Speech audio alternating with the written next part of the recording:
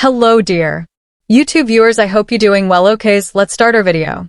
Maya Collins was the kind of woman who lived by quiet order.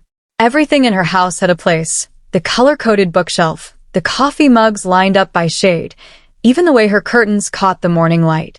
At 33, she had built a life that looked peaceful from the outside, even if the silence inside it was beginning to stretch a little too wide.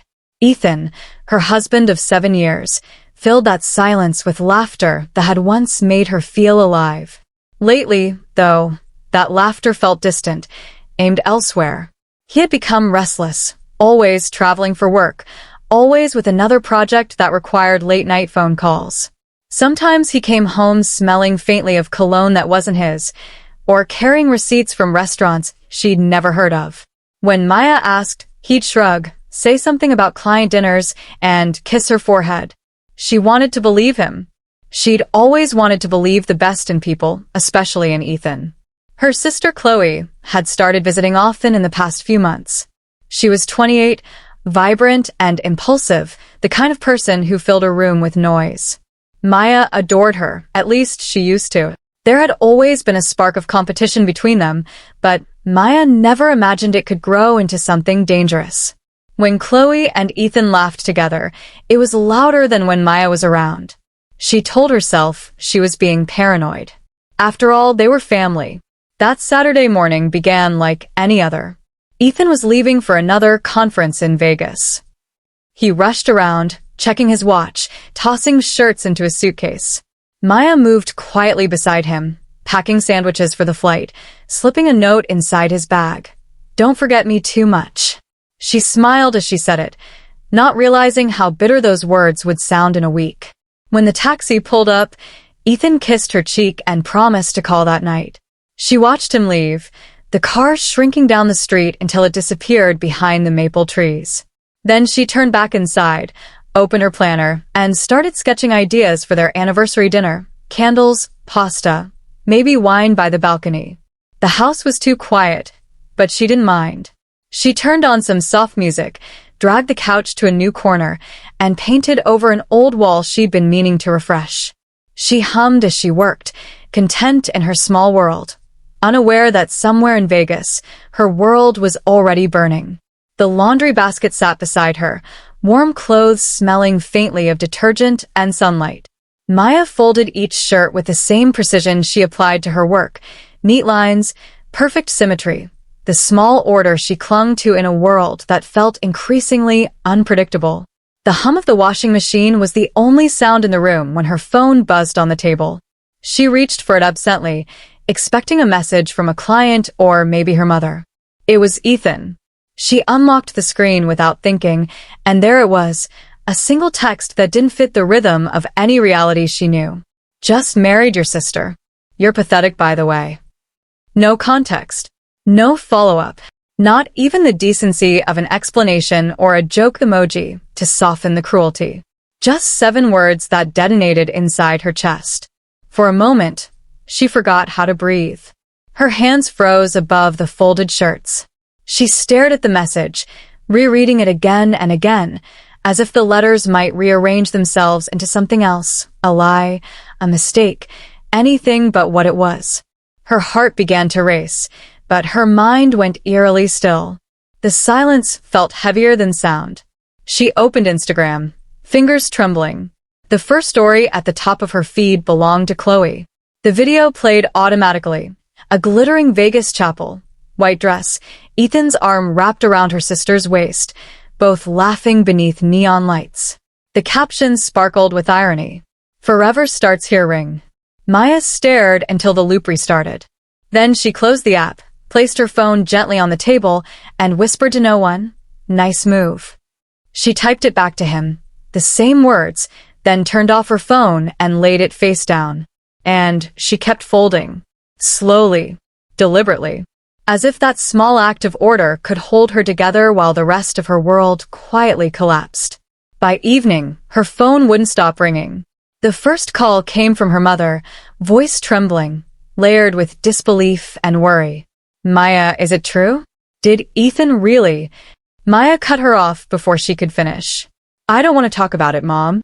There was a stunned silence on the other end, then a sigh, a whispered prayer, and the quiet click of the line ending.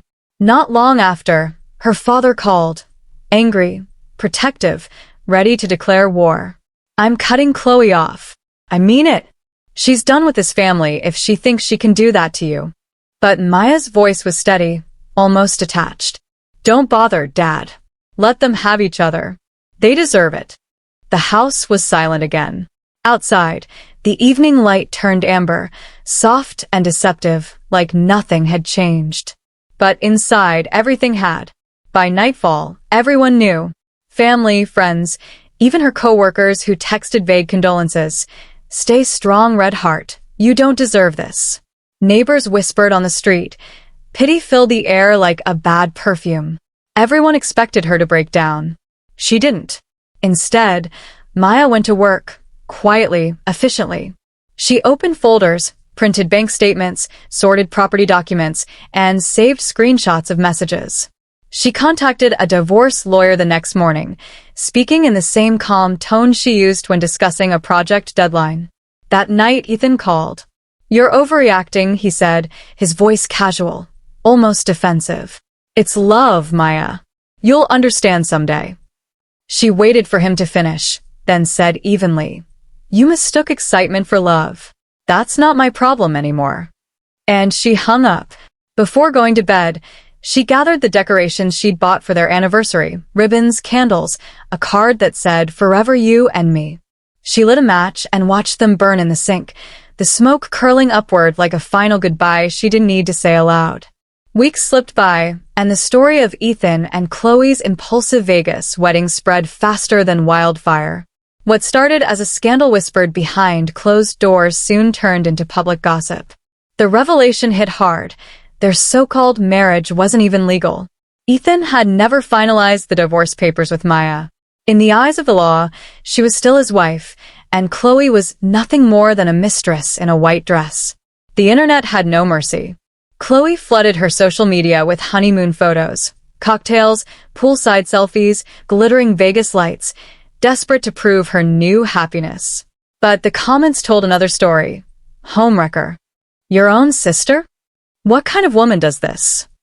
Each cruel message carved deeper into her online image, and soon, her followers vanished as quickly as they had cheered her on. Maya saw it all through forwarded screenshots, her phone lighting up with messages of sympathy from friends, acquaintances, even strangers. "You're so strong. He'll regret it someday." She didn't reply. She didn't post anything. She focused on packing up the house, the one that had been filled with Ethan's laughter, his chaos, his lies. At work, her creativity returned with quiet force. Her new campaign, titled Rebirth, revolved around transformation, light emerging from ruin. It was raw, personal, and brilliant. Her colleagues called it her best work yet. Then one rainy afternoon, the doorbell rang. Chloe stood outside, mascara running down her cheeks, eyes swollen from crying. "He's been lying to me too," she choked out. "He took my money, Maya. He's gambling again. I don't know what to do." Maya studied her sister, the same face she'd once loved unconditionally, and felt nothing. No hatred, no satisfaction, just a deep, quiet finality. "You wanted what I had," she said softly. "Now you have it." Then she closed the door. A few weeks later, Ethan tried one last time. His text came late at night. "Can we talk? I'm sorry." Maya read it once, smiled faintly, and typed her reply. "Nice move, Ethan. Keep playing." There was no bitterness this time. Only peace, the kind that comes when you stop waiting for an apology that no longer matters. Maya left the city behind without looking back. She found a small apartment by the coast, nothing fancy, just quiet and filled with sunlight. The ocean stretched endlessly outside her window, its rhythm soft and forgiving. Every morning began the same. Coffee steaming on the balcony, the salty air brushing against her face, and the sound of waves replacing the noise she'd lived with for years. Her life was simple now. She worked as a freelance designer, taking only projects she loved.